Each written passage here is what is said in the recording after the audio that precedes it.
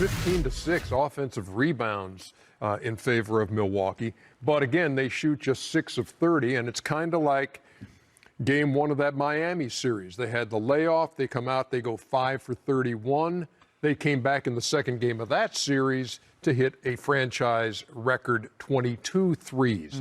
So, I mean, you can't tell the Milwaukee Bucks not to shoot three-pointers. If you're not making them, you can. That's what they've done every game of the year. But they wasn't working the other night. They've done it every game of the year. Well, think about this, Ernie. You just sit there and said they're killing them in the post.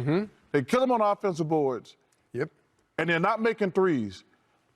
So at some point. Don't take it up with me. No, I'm just saying, though, do you like them old dumbass Rockets a few years ago and they missed 29 threes in a row? I thought you were going to say our Rockets. I was like, your Rockets. Our Rockets is not that was in their last game. Yeah, but yes. Hey.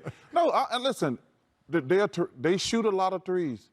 But if they're not going in and you're dominating in the post, throw it inside. Yeah. Lopez, Giannis, you don't go 6 for 30, especially if you're killing them on the boards and in the paint. I just don't understand. That's just dumb. And, this is the first time I heard this when I was coached by Phil Jackson. In-game adjustments. Because a lot of teams wait till after the game and say, oh, we're not making threes. Next game, like, you have to realize in the game, like, hey, we're not hitting threes. We're killing them in the paint. We're getting rebounds. Let's just stop shooting threes. So we'll see what they do tonight. But Ernie also makes a great point. This is what they've done all year. And after the game, they could always say, hey, we played well, but we just wasn't hitting our threes. So we'll see what type of adjustments they make. Well, that's really good strategy. I have to lean heavily toward my comrade Charles Barkley on this one. Because there is a way to play, and then there's a way to win. Two different things. So when you want a way to play, yeah, you have a style. But when you're trying to win a game, and especially in a playoff setting, you have to make in-game adjustments like Shaq said. So if I'm a pressing team and I'm trying to press and I'm playing against Jason Kidd, and all of a sudden he's breaking my press, I'm going to eventually say, no, my style of pressing might be different. Oh, I double every pick and roll with, no, I have Jason Kidd. I might go under the screen. So you have to make in-game adjustments when you're playing against great talent in the NBA specifically. And that's what they did not do. And you can't go 6 for 30. You have to go 6 for 20. Yep. Because there's 10 extra shots that you might have went 8 for 10 for. And to me, if they were not dominate, like if that Rocket team had no inside players, so they're going to live and die with the three. But you show those stats, they're killing them in the paint and on the boards. 72 to 40. So you got an advantage. You don't.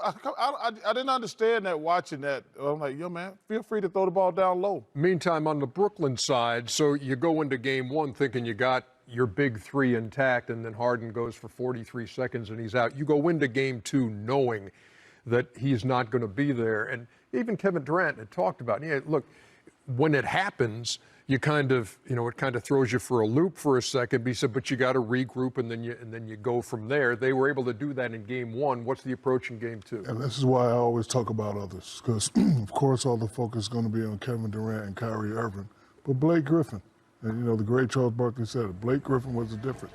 He came out of nowhere. So they can get one other to play like Blake. And listen, don't forget about Joe Harris, the #1 3-point shooter in the league. So even though James is down, they still have a lot of weapons. But this guy right here, if he continues to play with this type of energy, and they keep hitting shots the way they did, the Brooklyn Nets are definitely going to be hard to beat. Yeah, I think that overall, it actually helped the Nets when initially when James went down, because just from a player and maybe even a coaching point of view, you go, whew, that game plan that we were just doing, that guy's not there. And so I think there's a letdown where Brooklyn is like, oh, we got to rally. We have to get there. We have to rally because this guy's leaving. And and the Milwaukee Bucks, they've been planning a three-headed attack for the last 2 or 3 days. And all of a sudden it's not there. So there's another in-game adjustment that needs to happen. And I don't think they were ready for that. I think now they know he's not going to play.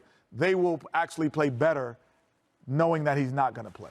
And also, when you got Blake Griffin and Mike James, that's his name? Yeah. There's guys out there. Blake's diving out there. He's starting fights. He They didn't plan for Mike James. I know. You know what I mean? I know. This dude comes in and it kills you. Right. So to me, if Milwaukee plays with great energy, they're going to be fine. Because I have been in Blake Griffin's situation before when I was an aging player. When I had one good game, I was tired for the next week. Once I was tired for the next week. I was totally exhausted the next week of games. I had nothing left in the tank when I got like 36. Let's check the FanDuel odds for this one, and we will see that Milwaukee favored by 2 in Brooklyn, and Phoenix favored by 5.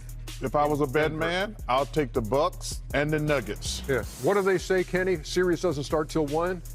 I said till the road team wins. I said face the elimination. That's when it starts. I say till the road team wins.